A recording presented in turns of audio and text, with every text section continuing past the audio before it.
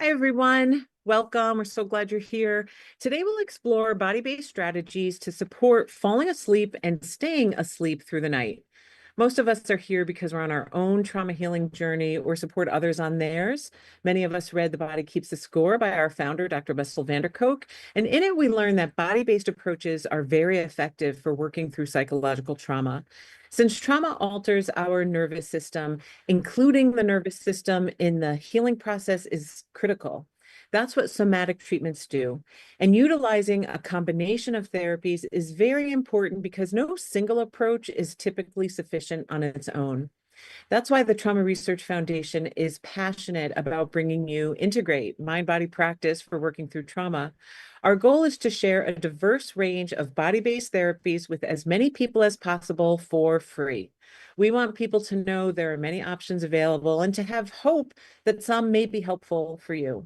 Another goal is to give us the chance to not just talk about the approaches, but to embody them ourselves by practicing together. That's what we'll do today, practice embodiment. And we hope you walk away with a tool you can use or share right away. To help us connect to ourselves during the session, we'll practice trauma-informed presence and disable the chat during certain portions. We'll also have time for a short Q&A at the end, so you can drop questions for Linda Ty in the Q&A. I'm Mary Frangie. I produce Integrate, and I'm joined by Connor McCann working behind the scenes.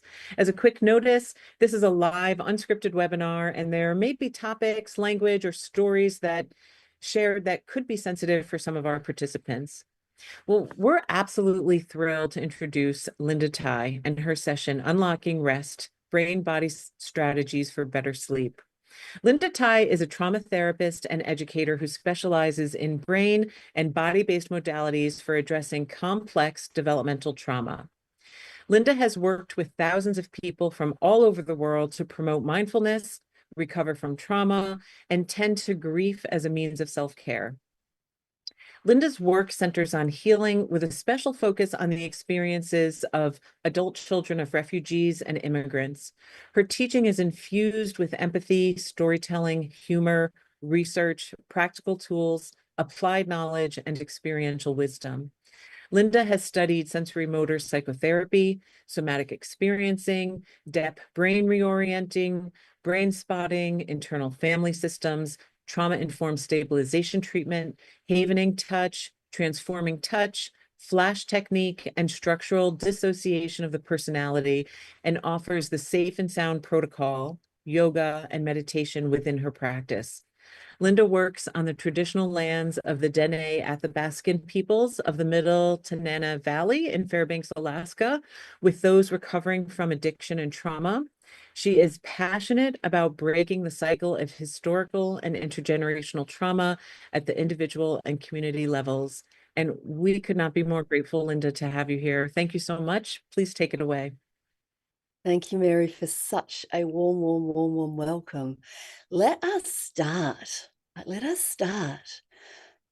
by softening our gazes. And I invite you, if it feels okay with you, to look through the camera, right? To orient, if you're inside a room, to orient towards the imaginary horizon that's beyond the walls of the space that you're in, if you're inside a space. And the invitation is to soften your gaze. And you can soften your gaze by orienting towards the horizon, or you can bring your awareness to the area behind the back of the eyes, the area behind the back of your head. Perhaps your eyes are open, perhaps your eyes are closed, or anywhere in between. And notice what shifts for you, if anything, as your eyes soften, as the muscles around your eyes soften.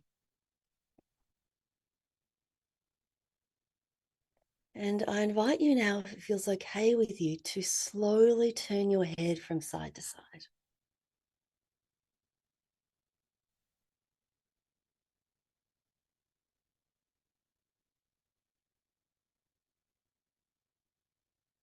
And we're not gazing anywhere in particular. The act of gently turning our heads from side to side can cause for breath to naturally emerge.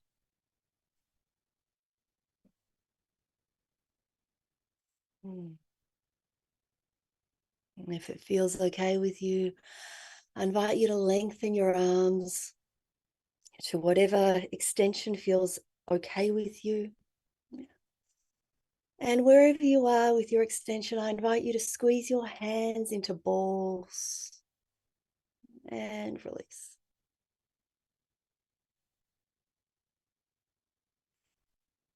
Perhaps you notice the emergence of breath after the release of the squeeze, perhaps not. It's okay. Squeeze your hands and then release. And then releasing down. With your shoulders, I invite you to round your shoulders, round the floor. And to squeeze, squeeze, squeeze, squeeze, squeeze your rounded shoulders. And then easy does it, a little release, and then bring the shoulders up and back and down. A pause here to notice what emerges for you. For me, it's a wobble wobble of the head on the neck and the jaw releases, the breath emerges. Oh, and then a big breath emerges. For you, it may be a rocking, a sighing, a swallowing, a moment where there's nothing. And if you like, we can repeat that again. To round the shoulders forward, to squeeze, squeeze, squeeze, squeeze, squeeze. And then easy does it, a little release so that you can bring the shoulders up and back and down.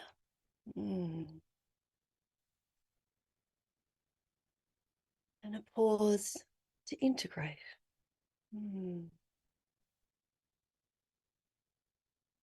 Pause to notice what emerges for you.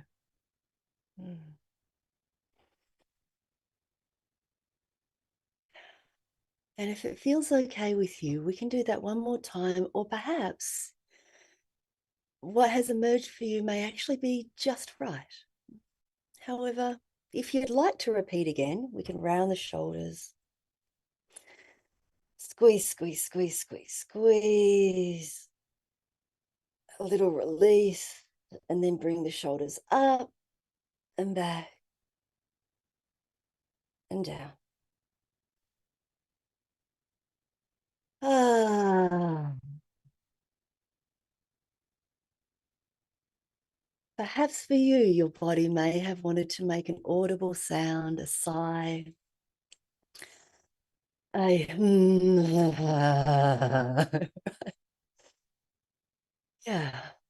You know, for some of us, we're still small and quiet, and that's how we live our lives. And our bodies taking up space, our bodies making sounds, can be an indicator that our body is saying, oh, it's okay to take up space. It's okay to make sound.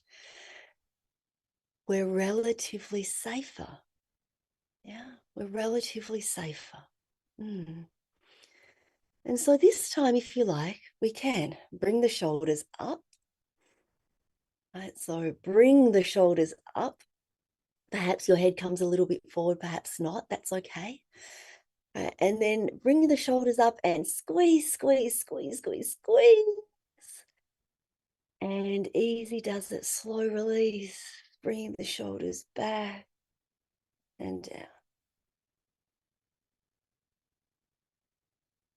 And pause to notice what emerges for you.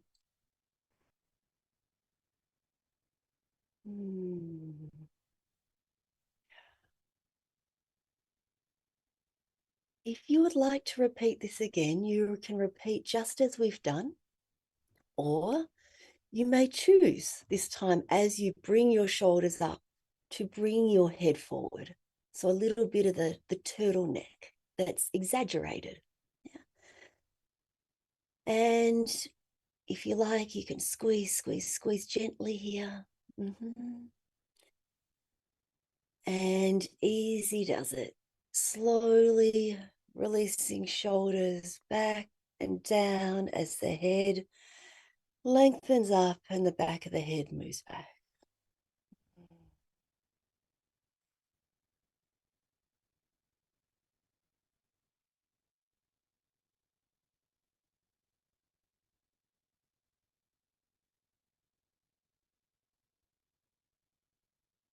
Noticing if it's okay with you, the rise and the fall of the breath.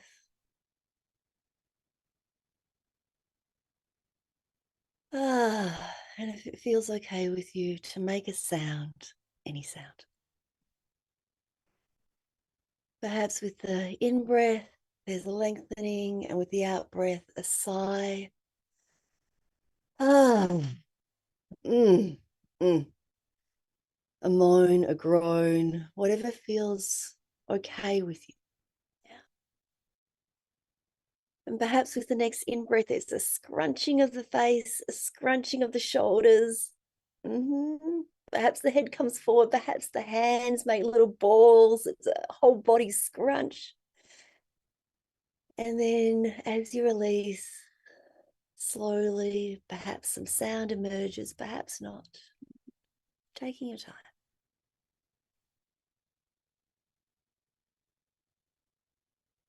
Ah,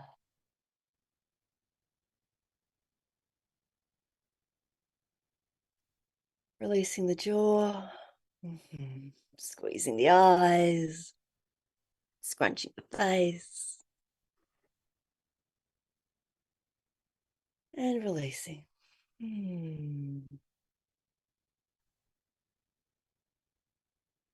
Ah, and taking a pause.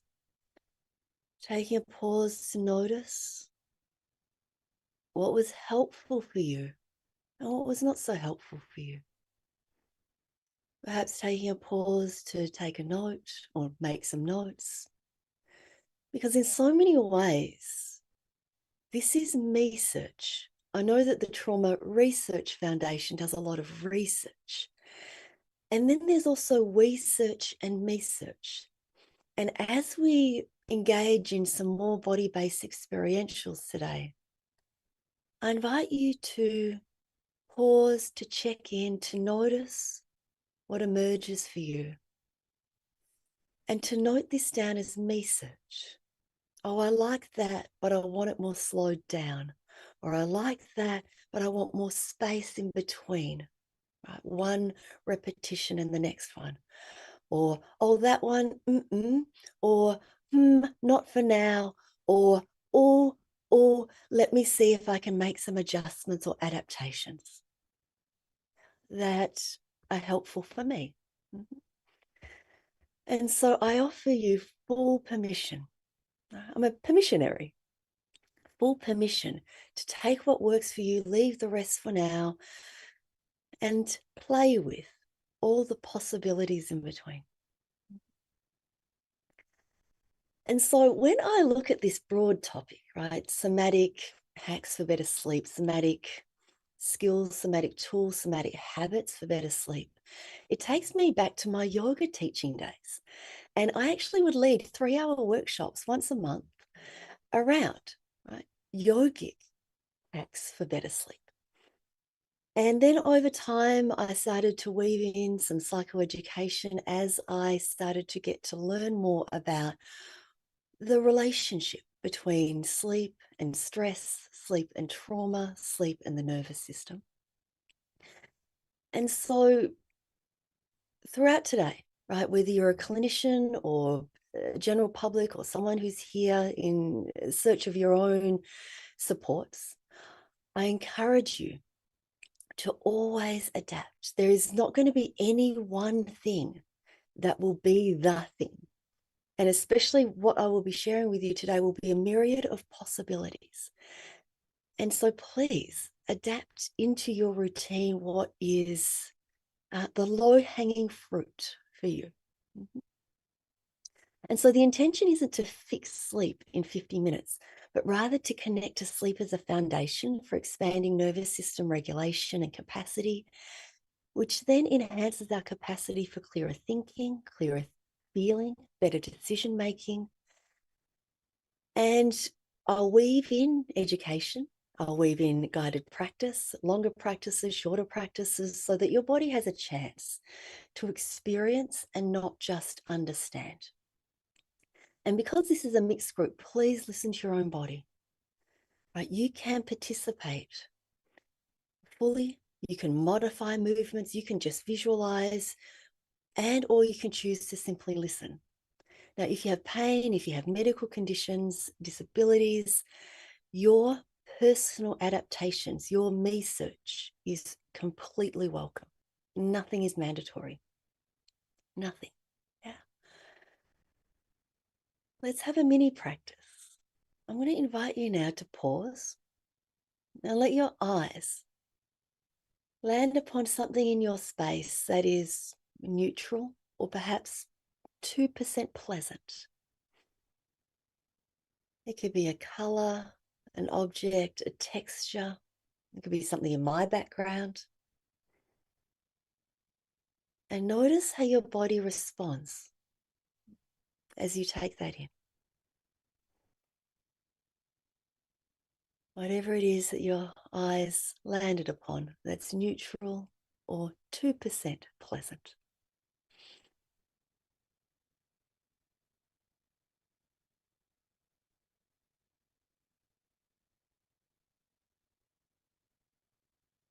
I'm looking at my dog, gently sleeping just beyond the camera.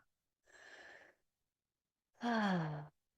And as you breathe into whatever it is that you're taking in, there isn't any need to deepen your breath or perfect your breath. Just notice the feeling of support beneath your body. As your eyes land upon whatever your eyes are landing upon. And notice the support of what is holding you right now. And notice the pull of gravity.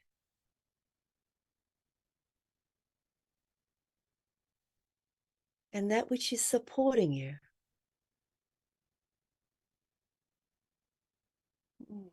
As your eyes land on something neutral or perhaps a smidge pleasant.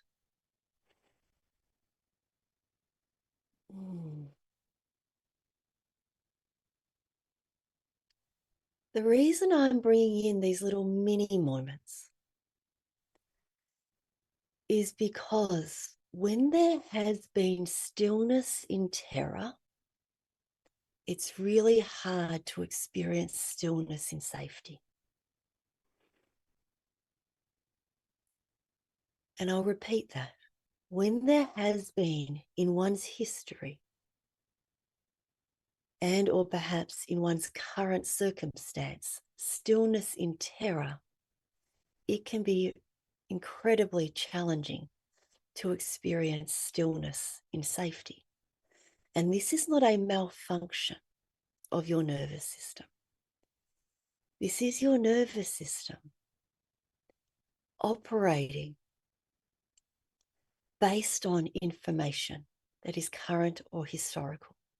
Yeah. And we can meet this with gentleness and curiosity and allowing ourselves a micro moment, a pause.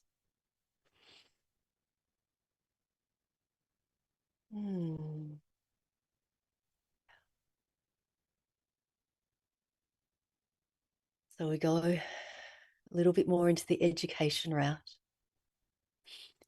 So sleep is foundational for our emotional, cognitive, and physical well-being. When we sleep for 6 hours or less a night, the odds of frequent mental distress and mood dysregulation actually goes up significantly.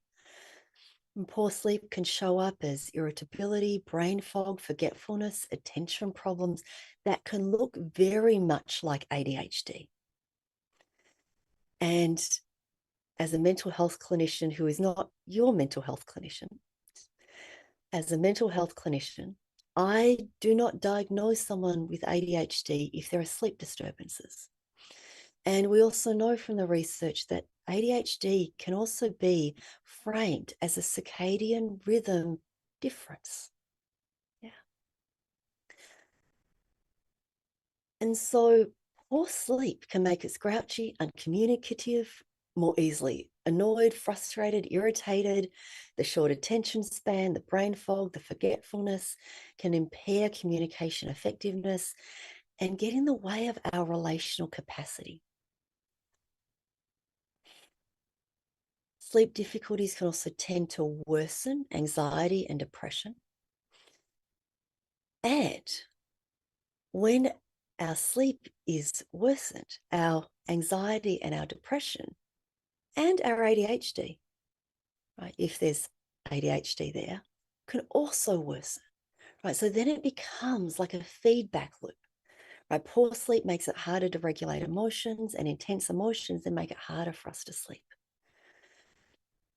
And so what can look purely like psychological problems are actually deeply entangled with sleep and with medical factors as well. And so, once again, as a mental health clinician who's not your mental health clinician, one of the very first thing we learn in graduate school is rule out all other possible medical conditions that can look like we're experiencing a mental health condition. And so neurological conditions, chronic illnesses like heart, lung, thyroid, kidney, pain conditions, asthma, reflux, pregnancy, postpartum, puberty, menopause, and perimenopause can all disturb sleep. And so for mental health clinicians, part of trauma-informed care is slowing down enough to ask what might be happening in the body that is impacting this person's sleep. And we can do what we can as clinicians to refer out and to encourage people to get themselves a referral, while at the same time knowing that so many people have experienced medical trauma and institutional trauma that this might be a long motivational interviewing conversation. Yeah, and that's okay. Like, that's okay.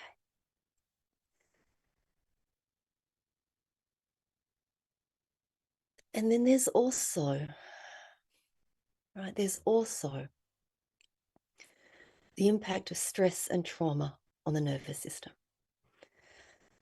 And so before we go there, right, let's just take things in little bite-sized pieces so you don't feel like you're drinking from a fire hydrant. Let's take in a small practice. I invite you to notice in your body right now an area that is less uncomfortable than the rest of your body. It might be the tip of your nose, or it might be your chin, or it might be a little finger or a pinky toe. An area of your body that is less uncomfortable than the rest of your body. And I invite you to place your attention here.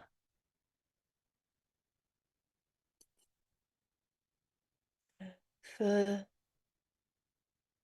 a moment.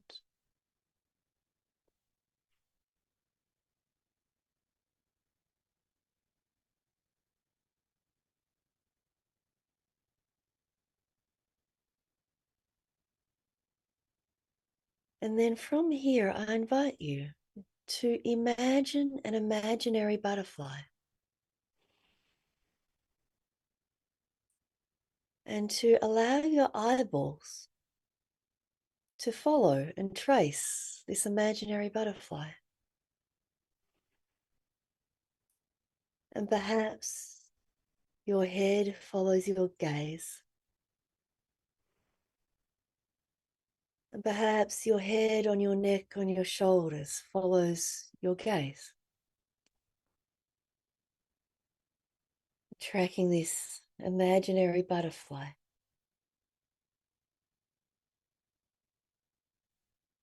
to the sides and above you and away from you,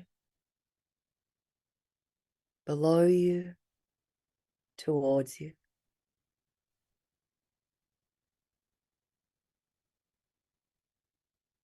Noticing what emerges for you. And as you trace this imaginary butterfly, it's going to drop in a little bit of psychoeducation. The phrenic nerve, PHR, ENIC. It goes through cervical vertebrae 3, 4, and 5, the upper neck area. And the phrenic nerve directly innervates the diaphragm, causing the diaphragm to move. The breath naturally emerges when we trace this imaginary butterfly.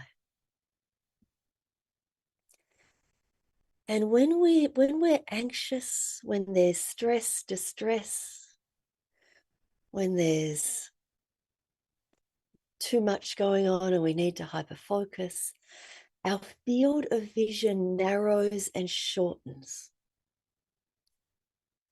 And so the gentleness of following an imaginary butterfly can help to loosen the tightness around the eyeball.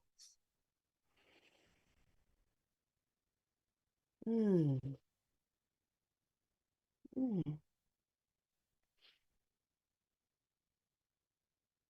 Ah. Perhaps sound emerges. Perhaps connection to the backside of the body. Perhaps an allowance of gravity and that which is holding up your body, whether it be the chair or the floor or a bed. And so now let's orient towards stress and trauma and sleep. So chronic stress is the ongoing pressures and demands of life that can be intense and can be somewhat manageable for the most part, hopefully. And yet trauma happens when something happens that overrides the nervous system at a deeper level. And when we look at a more holistic conceptualization of traumatic stress, right, we've got stress, distress, and trauma as a continuum.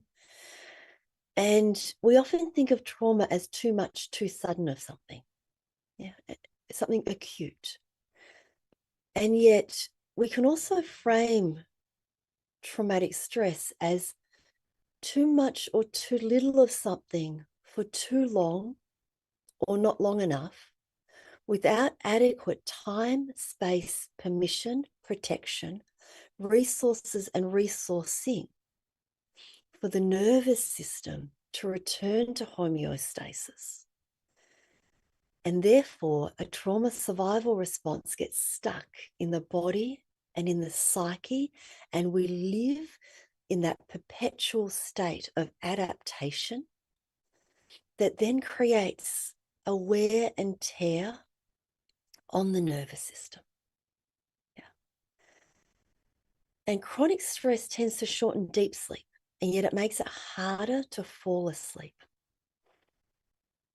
I'll repeat that. Chronic stress tends to shorten sleep and it makes it harder to fall asleep. Stress and anxiety boosts adrenaline and boosts cortisol. These are chemicals that keep us alert, and that is really useful if there's a bear in the room, but it's not helpful at 2 a.m. in the morning. And trauma, especially post-traumatic stress, disrupts the deeper stages of sleep and REM dream sleep. And this leads to more awakenings, nightmares, or a sense that sleep isn't safe. And many trauma survivors feel more vulnerable at night or when their eyes are closed, which means that their body may not want to fully let go into sleep, right? When there's been stillness in terror, it's really hard to experience stillness in safety. And here's the additional thing. When we're in REM sleep, the deepest stages of sleep, when we're dreaming, when the brain is processing our day, the brain actually has a built-in safety feature so we don't act out our dreams. And in this stage of sleep, the brain actually sends out calming chemicals that switch off most of the muscles in the body. This is called REM atonia. So your brain is really active and dreaming, but your body's temporarily offline, except for breathing and eye movements. And you can think of this as a brain saying, you can have the dream, but I'm going to park the body so that you don't get hurt. And sometimes this system misfires. Right? In REM sleep disorder, or rather REM behavior disorder, the off switch doesn't work so well. So people can walk around, talk, act out their dreams. And in sleep paralysis, the opposite happens. So the dreaming paralysis is happening, but the person wakes up and they're aware, but they can't actually move their body for a short amount of time. And this can be terrifying, especially for people with trauma histories, histories of being drugged, histories of being incapacitated, histories of there's something going on and it's vivid, like you're dreaming, right? The dream feels real, right? And your body and you're awake and your body can't move because trauma is inescapability. And so for many complex developmental trauma survivors, sleep isn't rest. It can actually feel like losing control. And REM sleep in particular is a kind of deep surrender. Vivid emotional content plus a body that can't move. And so a trauma-shaped nervous system has often learned very wisely and very painfully that letting go is dangerous. And so it tends to stay half on guard, which can show up as only sleeping a few hours and then popping awake often and not spending much time in the deepest stages of sleep. And there isn't research that says that someone is subconsciously choosing to avoid REM sleep in a deliberate way. Something that's more accurate, it's more compassionate, is to say that the nervous system has learned that deep surrender is dangerous. And so therefore it doesn't go there easily. And this can then soften the shame and open the door to a kind of slow, titrated somatic work that we're doing here. We're easing towards slowing down. Yeah. This is why for so many people with anxiety, depression, ADHD, and complex developmental trauma, as well as acute stress disorder, which leads to PTSD if untreated. Right. This is why for us, sleep can be so fraught. It can be fraught. Yeah. A moment for some self-compassion. And so what I often say to my clients is, of course your system is wary of deep, paralyzing sleep. Given what you've lived through, that actually makes sense. That actually makes sense. And it also makes sense why there can be co-occurring substance use disorder. Yeah, because it makes sense that there are struggles around falling asleep and staying asleep, and the deeper stages of sleep that then become elusive for so many of us. And I share this with you to destigmatize this, as well as to put this on the radar for clinicians to have some compassionate curiosity and questions around.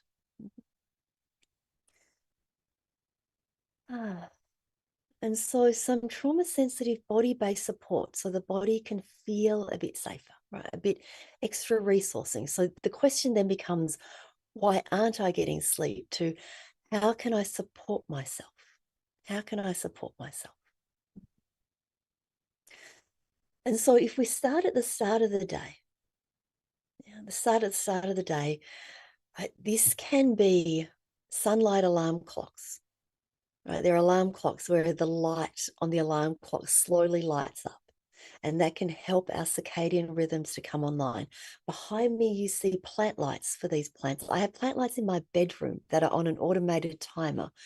And when the plant lights come on in a sequence, right, so that the light gradually comes on in a room, that helps my body to entrain with like a circadian rhythm, right, of the plants that mirrors something that is healthier for my body. I live in the far north, interior Alaska. This has helped me with my circadian rhythms in a place where the days are very long and the days are very short. I'll be in Boston next week, right, to see you all, right? The ones who are able to come to the Boston Trauma Conference. And I also use my plant lights. I adjust the timer to help my circadian rhythms to slowly shift towards East Coast time zone.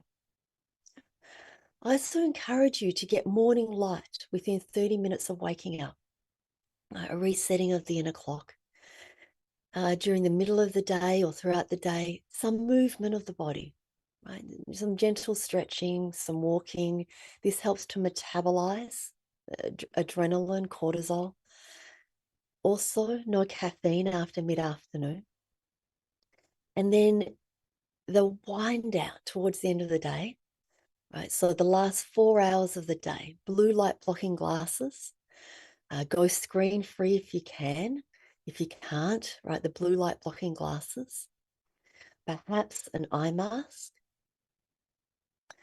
And then this wind down buffer, which I'm terrible at, right? I'm terrible at. And practice makes progress. It's about progress, not perfection. Right? And so this is where I don't watch the news.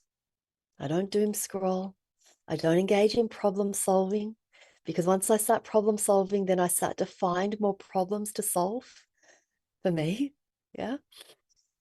I engage in activities that are soothing, that are predictable. This can be reading, warm showers, quiet music, slow somatic exercises. It can be listening to binaural frequencies. I love delta wave frequencies. What happens is with binaural frequencies, you hear one frequency in one ear and a different frequency in the other ear. And then the brain, in order to make sense of things, hears the differential between the two frequencies. And then the left and the right hemispheres of the brain need to engage with each other. The dealing part of the brain and the feeling part of the brain, right, which can tend to be overactive in one direction or the other, actually need to talk to each other. And then what happens when we hear delta waves is the brain begins to entrain with delta wave frequencies. Delta waves are what we hear during the deepest stages of sleep. This creates a runway for sleep. Binaural frequencies are also known as binaural beats. You can also play binaural frequencies and play your favorite music on top of that. There are also supplements which you may want to run past your medical provider first.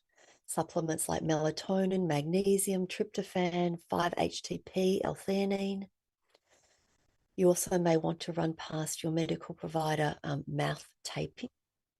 We know from the research that breathing through our noses increases the creation, the metabolism of air into nitric oxide 17-fold when you nose breathe compared to when you mouth breathe. Nitric oxide is a natural vasodilator. It relaxes your blood vessels. It helps oxygen to circulate throughout your body. And chronic mouth breathing has been linked not just to bad breath and cavities, but also to daytime fatigue. The nursing journals actually say that we can't diagnose for ADHD if a child is a mouth breather. Yeah, because the mouth breathing disrupts sleep, disrupts attention, causes for fragmented sleep, causes for irritability, fogginess, etc., etc. Yeah. So run that one past your medical provider to see if that's something appropriate for you. I can also recommend like comfy clothing, deliciously soft clothing. Yeah, perhaps sleep stories or an audio book that is a voice and a cadence that your body, your nervous system finds soothing and regulating, predictable, consistent. It can pave the way for sleep. And this can also be something that is played throughout the night so that when you wake up, right, it's like, there's that voice again. And the body then falls asleep, comes back to sleep. Let's see, what else have I got for you? I've got just a simple something for those of you who overheat, right? And then you wake up because you're tossing and turning and you're overheating during the night. One thing that you can do is you can wear socks to bed, or you can untuck your bed sheets and sort of wrap the bed sheets around your feet like a little, like a comfy little womb for your feet. You may wish to wear a beanie hat. Yeah. And here's the thing, when your feet are cold, your blood vessels constrict, and then your torso, your core is working overtime to send warm blood towards your extremities. And then this raises your internal temperature. Right? And so warming your feet then dilates blood vessels in your extremities, which can then help to prevent your internal temperature from increasing. And this then helps the body to maintain a better homeostasis of temperature throughout the night. And this can also be something for your clients who may experience diabetes, who experience challenges with cold hands and cold feet, which that may then translate into tossing and turning and overheating during the night as a result of this. Beanie hat, because we lose so much heat through the top of our head. Okay, I'm going to share with you some things that I use. Here is a small weighted blanket, right, across the torso. And what I quite like to do with the weighted blanket is tuck my arms underneath. So, this can be like a little womb. I'm creating a swaddle for myself. And yet this swaddle also allows me to unswaddle and experience freedom. And then I can find my swaddle during the night. And let myself feel the swaddle again. I highly recommend sleeping with a stuffy. A stuffy that is just the right soothing texture for you. For some of us, our little ones, our younger parts wake us up during the night. Our little attached cry parts. And the reaching for a stuffy and pulling toward oneself can be very soothing for our young attached cry parts. The act of reach, grab, pull, and have. And this have oftentimes happens right here at the sternum plate. And so this is where then a weighted blanket on top of the stuffy creates that gentle pressure at the sternum plate, which can be ever so soothing. The other place we also tend to place our stuffies is right at the cheeks. In which training was it? In Peso Boyden system psychomotor, I learned that the cheeks are the gateway to nurturance and nourishment. This is also part of the suckling, the suckling response, that you have the nipple here and the head turns and there's the suckling, the rooting reflex. And so if a stuffy isn't for you, then maybe it's a pillow of just the right texture, or perhaps sleeping with a soft fabric on your pillow, next to your pillow, so that during the night, you can wake up and feel there's something soft at your cheek.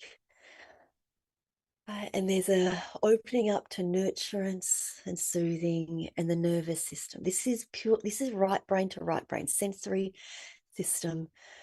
then experiences that soothing back to sleep. You may wish to sleep with a pillow right at the top of your head.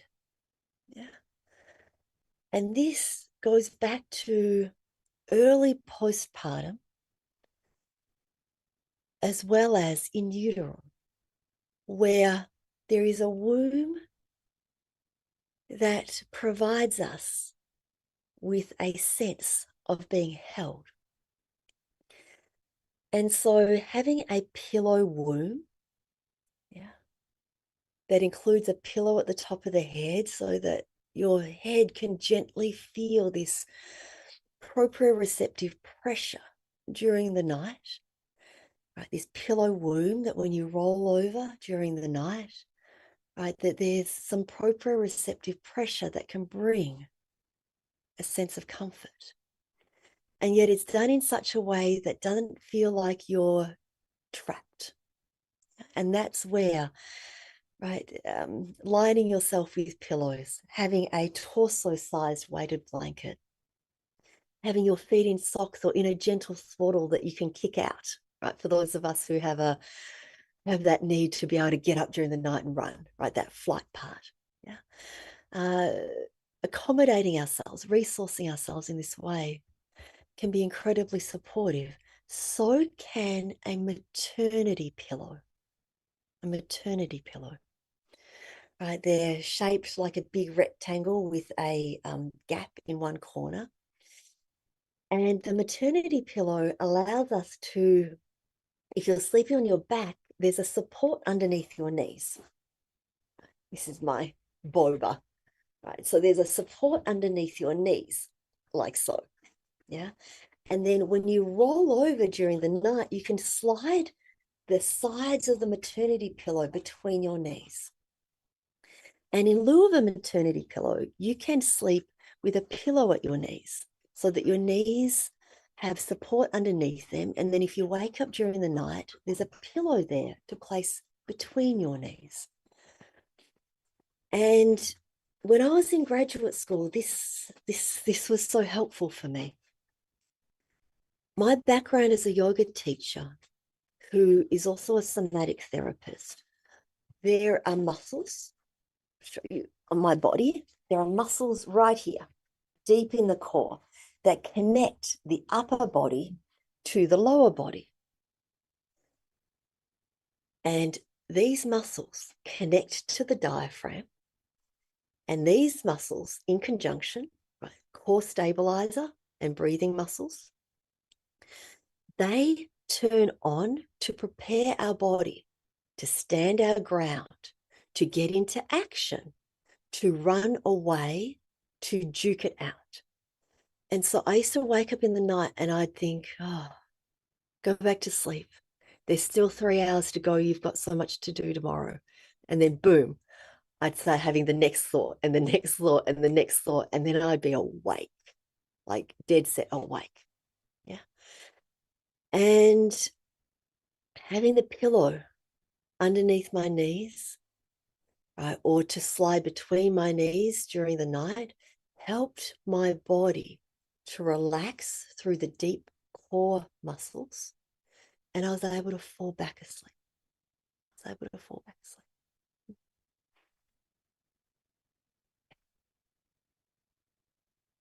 See, let's do one more short guided practice and then we'll take some questions.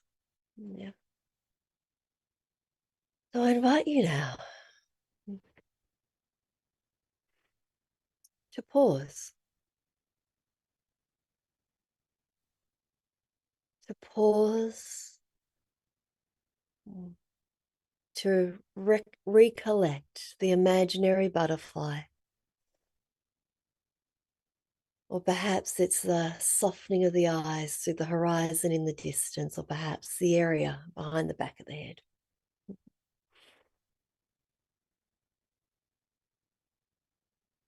And I invite you to bring your attention to your face like it's a clock, right? And looking towards the right is 3 o'clock, towards the left is 9 o'clock.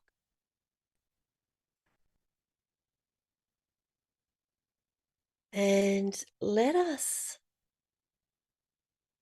soften the area along the back side of the neck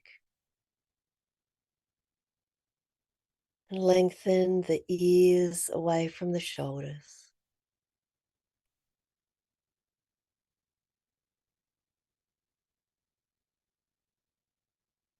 And with the next in breath, if it's okay with you, stretch your eyes towards 9 o'clock, towards the left. And as you breathe out, eyes release and relax.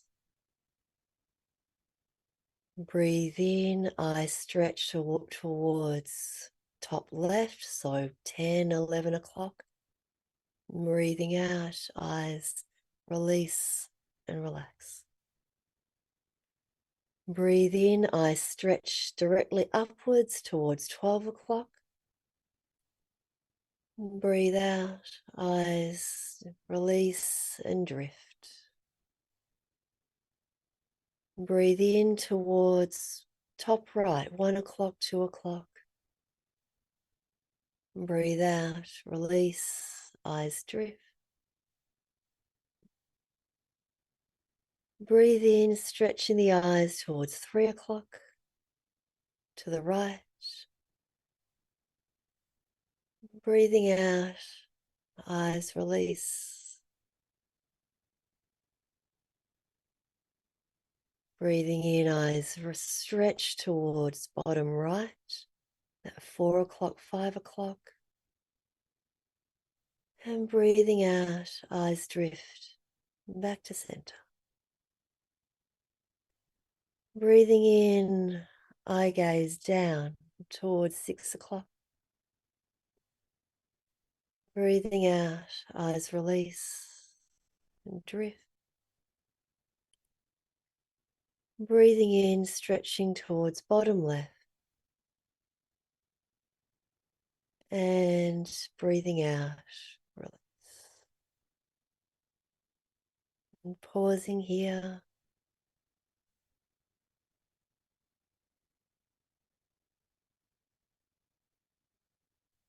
Release the jaw. Let the eyes be warm and heavy.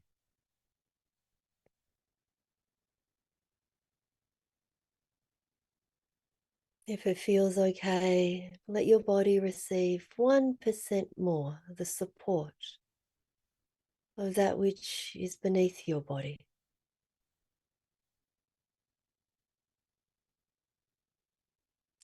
And you may wish to stay here.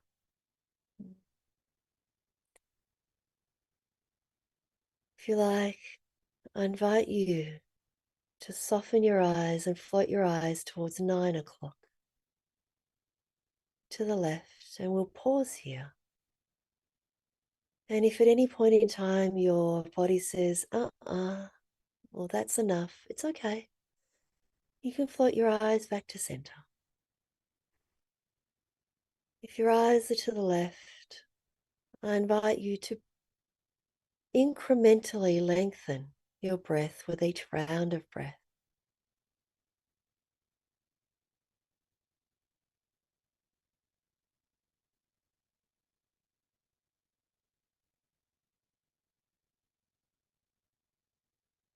And if there emerges a sigh, a yawn, a belch, a swallow, allow this to emerge.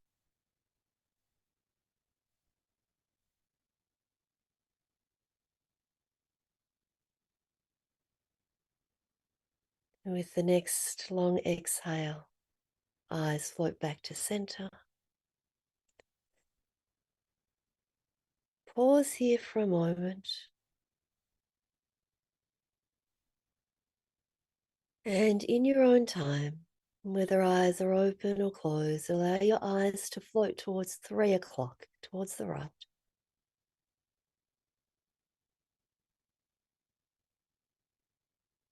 And once again, if this isn't okay with you for whatever reason, if your body says, or that's enough, it's okay, to allow your eyes to float back to center.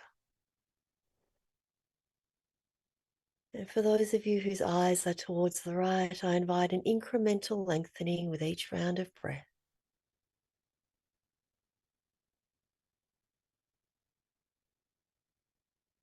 An incremental lengthening of the in-breath and the out-breath. And if there emerges a sigh, a yawn, a belch, a swallow, allow this to be so.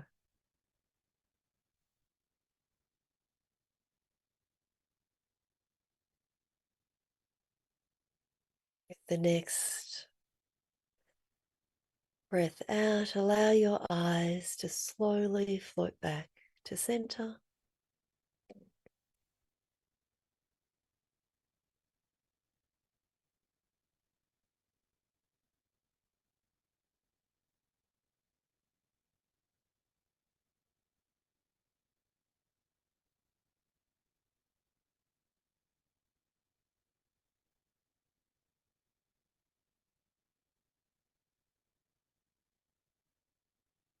I think I'm ready for a nap.